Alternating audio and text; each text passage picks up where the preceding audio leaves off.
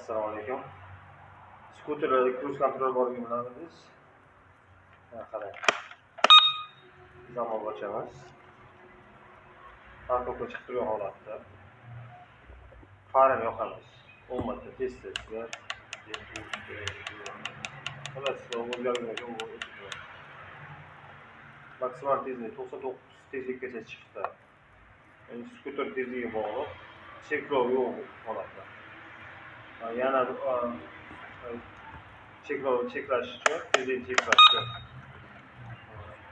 yana o'sha qilamiz. Farini o'chirib yuboramiz.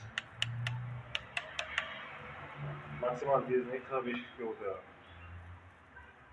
Bu haddan tashqari tezlik ko'rsatadigan xavfli holat bo'lmasligi uchun cruise control bo'lgan bo'ladi. Hozir yurishga tayyor bo'ladi. Yana bir narsa, o'zim ham agim topolmadim. Kim tushunsa tushuntirib qo'ysangiz iltimos kommentariyada.